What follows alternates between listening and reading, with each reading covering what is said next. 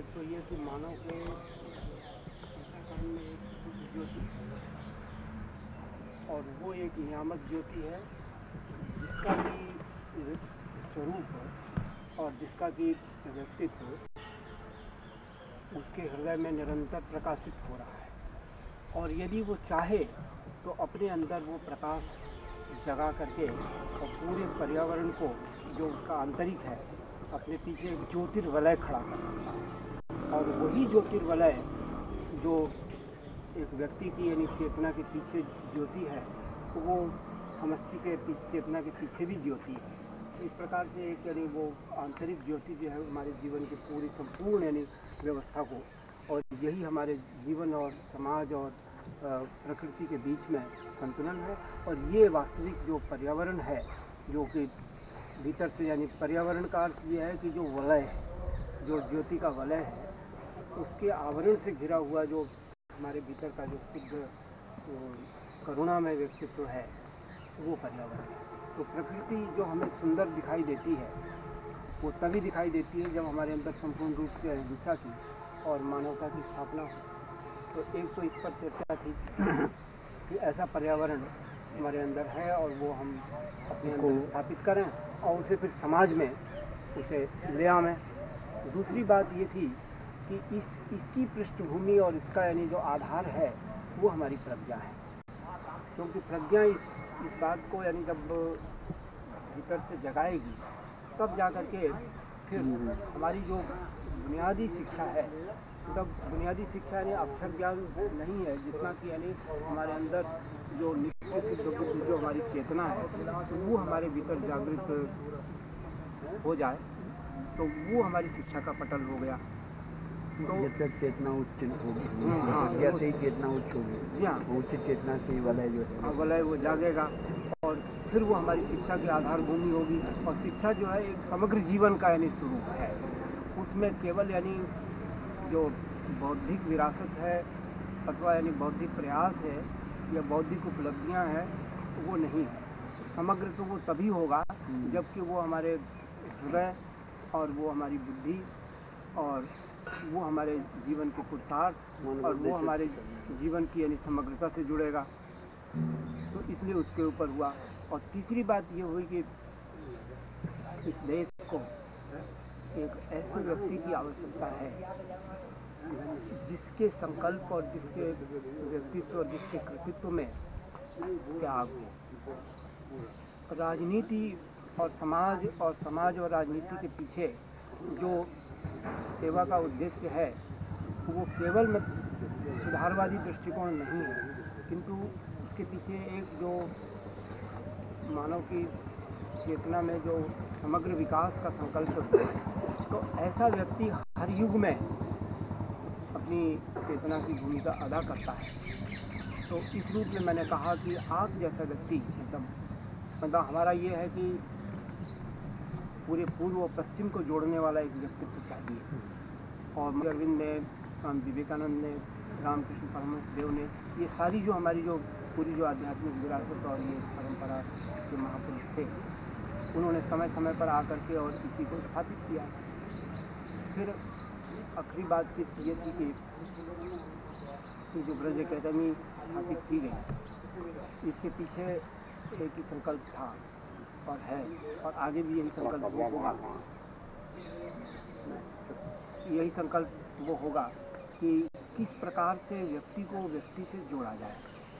और व्यक्ति से व्यक्ति को जोड़ने का जो भूगोल है वो केवल एक देश का भूगोल नहीं है, वो एक विश्व भूगोल है। इसलिए हम एक ऐसे विद्यापीठ की स्थापना करना चाहते हैं जो कि मानव के समग्र भूगोल की और समग्र चेतना की हो, किसी भाषा, किसी जाति, किसी देश और किसी काल की परिधि में वो ना हो।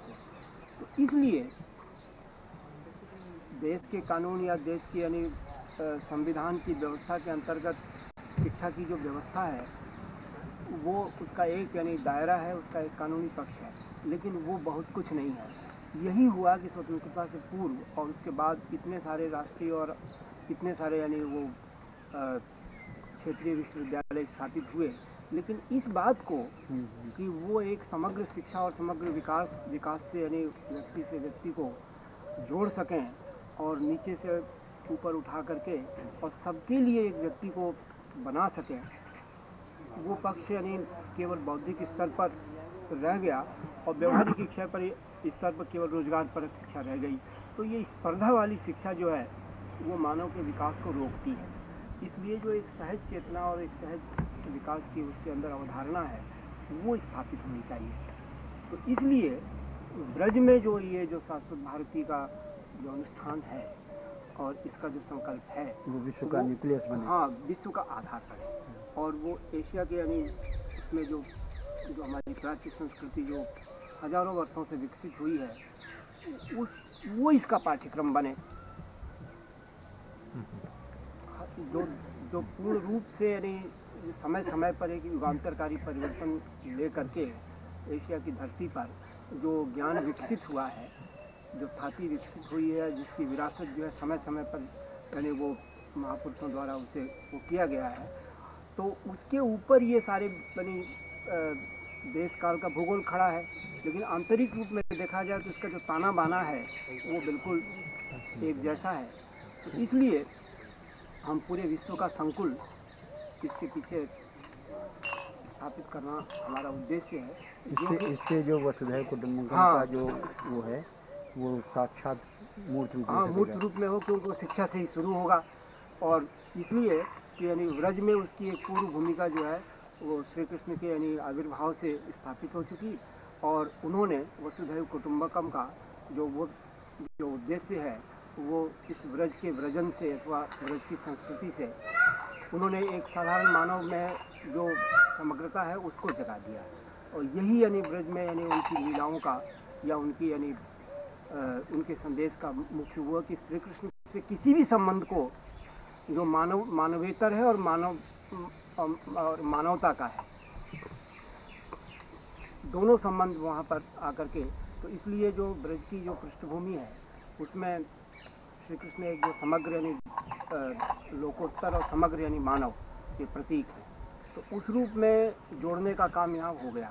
और ठीक इसी बात को मध्यकालीन ब्रज के संतों ने उसको जगा दिया। तो अब आने वाला जो ब्रज होगा या आने वाला भारत होगा और आने वाला विश्व होगा, उसमें ये स्रोत जागना चाहिए और वही यानी उनकी वंशी का निनाद, मतलब प्लेटफॉर्म तो उन्होंने बना ही दिया, थोड़ा काम आधारशिला है और वो संपूर्ण रूप से विकसित है। जब जब युग को इस चेतना की जरूरत पड़ती है तब तक उसका आविर्भाव हो जाता है। और ब्रज के संतों ने इसी चेतना को, क्योंकि ये एक संपूर्ण यानी मानव जाति की यानी चेतना और संस्कृति और प्रेम और करुणा और रस का यानी कि एक विद्यापीठ पहले से यानी स्थापित हो चुकी है, पहले से है। स्वामी हरिदास ने, हरिवंश ने जो संदेश दिया और ब्रज के इन रसिक संतों के द्वारा जो कुछ यानी वो जगाया गया, वो सब इसकी यानी विरासत में मौजूद है। ऐसी कोई भी संस्कृति नहीं है जिसकी पृष्ठभूमि में इतना समृद्ध प्रवाह हो, इसलिए ये सब इसकी पृष्ठभूमि में है। और इसी रिक्त पर या इसी परंपरा पर ये विद्यापीठ होनी चाहिए।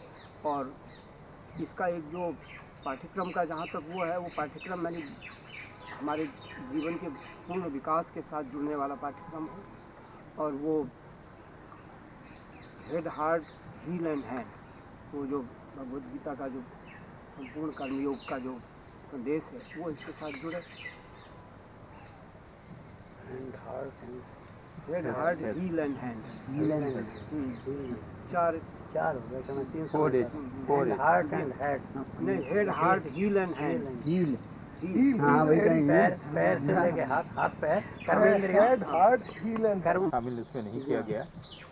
तो ये जो भी शिक्षा का स्वरूप होगा उसमें से उसका जो बांधने वाला जो तीनों को बांधेगा, वो बांधेगा तो हार्ट ही उसको, तो अगर हार्ट को भी ले लिया जाए अगर केंद्र में हेड हार्ट हील एंड चार चीज हो गई, हार्ट हो गई ना, head heart heal and hand, तो वो तो केंद्र में हो गया। और एक जो है सिरस्थ हो गया, और दूसरा जो है उसको समेटने वाला हो गया, तीसरा चरवई की संस्कृति हो गया, कर्मेंद्रियां, ज्ञानेंद्रियां करण होगा। हम व्याकुल हो यहाँ से, पृथ्वी व्याकुल हो, तो अति मानस वहाँ से अवतरित हो, इन दोनों का जहाँ संगम होगा वहीं पर एक नए विश्व का सृजन होगा और जो कि दुख मुक्त होगा। दुख मुक्त। अब आपने एक बात बताई ना, व्यक्ति अगर व्यक्ति से जुड़ गया तो दुख मुक्त तो हो ही जाएगा, या अभी तो क्या है व्यक्ति अलग अलग है, इसलिए जो है सारे और जितनी भी विधाएं हैं, अब इसी पर जो एक शैक्षणिक क्रांति की बात है, तो ये हम इसको कानून बनाएं कि कानून इसको बनाए। हाँ, यही बात सबसे इम्पोर्टेंट है। यानी ये जो चेतना का प्रकल्प है, ये कानून को रूप दे। और नहीं तो हुआ क्या, गुरुदेव टैगोर से लेकर के और इसके बाद जितना भी अभियान हुआ महात्मा गांधी का और महामना मालवीय और ये सब शिक्षा पर ही तो चले थे ना। इसी के बाद इन्होंने मैंने राष्ट्रीय क्रांति में इसको वो दिया, इसमें प्राण फूंका। तो अंततः आज ये सब जो देश के जिस कानून से बने थे, आज वहाँ पर कानून की समस्या आ गई है। ये विश्व न होकर के विश्व बन गए। नहीं तो अब तो ये हो गया ना, कपड़े में व्यक्ति को फिट करना चाहते हैं, व्यक्ति में कपड़ा फिट नहीं करना चाहते, कपड़े के अंदर व्यक्ति को फिट करना चाहते हैं। तो कानून के अंदर व्यक्ति को व्यक्तित्व को फिट करना चाहते हैं। कपड़ा छोटा ले लिया और कह दिया व्यक्ति तुम इसमें समा जाओ। ये नहीं कि व्यक्ति के अनुसार कपड़ा होने के दायरे में नहीं। अब इतना बड़ा आदर्श है, अब वो आदर्श जो है माँ का वो था कि हम कानून के दायरे में इसको बना करके करेंगे, तो ये सिवाय इसके यानी कानून की ही परिभाषा में व्यक्ति का मूल्यांकन होगा। नहीं, व्यक्ति के मूल्यांकन में कानून की परिभाषा होनी चाहिए। ये पहला स्थान है पांडिचेरी का, ये पहला शिक्षा प्रकल्प है जिसने कि यानी मानव को यानी पूरी विकास के बारे में कि जितना उसका शरीर स्वस्थ हो, उतना ही उसका मन स्वस्थ हो, उतनी उसकी बुद्धि स्वस्थ हो। इसके बाद कुल मिला करके जो एक राष्ट्रीय और एक विश्व प्रकल्प बनेगा, वो उसका समग्र विकास होगा। इसी वजह से उन्होंने इसको मुक्त रखा। आज यही कारण है कि पूरे भारत में, पूरी दुनिया में जो सबसे शिक्षा का जो सुंदर स्वरूप है वहाँ पर, तो वो उन्होंने कहा कि भारत के प्राचीन जो गुरुकुल थे वो इन सब दायरों से मुक्त थे और वहाँ ये समग्र विकास का काम होता था, जिसके अंतर्गत की मतलब ये कानून और विधान और व्यवस्था बनाई गई थी। लेकिन हुआ ये कि जब ब्रिटिश शासन का वो हुआ तो उन्होंने इसको फिर एक यानी ये जामा पहना दिया और इसमें ये कि व्यक्तित्व के टुकड़े टुकड़े कर दिए। तो अब करना ये होगा कि व्यक्तित्व के जो टुकड़े टुकड़े अलग अलग हो गए उसे इकट्ठा करके इसको इसी में यानी इसको ज्ञान की अग्नि में इसको यानी वो करके आत्मसात करके फिर एक समग्र विकास की बात हो। तो समग्र व्यक्तित्व में क्या कमी रह गया, क्योंकि आने वाले आधुनिक विज्ञान के विकास को और यानी जीवन के समग्र विकास को जोड़ने वाला जो हमारा जो चरित्र है, यदि वो नहीं जागेगा तो फिर ये व्यक्तित्व तो बिखरेंगे ही बिखरेंगे। तो अब हो ये गया है कि जो संपूर्ण विकास की बात है वो एक विकास में केंद्रित हो गया, वो एक विकास में भी यानी उसका पूरा यानी समाधान नहीं हो पाया। मौलिक चिंतन अगर ही गलत हो गया आकर के तो सारी चीज़ गलत हो जाएगी। और मौलिक चिंतन में जो शेरविन का एक ही वाक्य है शिक्षा के संबंध में, the first principle of true teaching is that nothing can be taught. जी। अब इसी एक वाक्य को आप ले लीजिए आकर के, अब इसके ऊपर आप सारी रचना कर डालिए। वो आपने जो चार जो आश्चर्यों पर उस दिन वहाँ पर रामजीवाई में दिया था, वो चार आश्चर्यों पर उसको जरा दोहराइए। There are four very great events in the history of the world: the siege of Troy, the crucifixion of Jesus Christ, the exile of Krishna to Vrindavan, and colloquy with Arjun in the battlefield of Kurukshetra. अब उसका प्रभाव बताते हैं। The siege of Troy created Hellas. वो Christ from his cross humanized Europe. The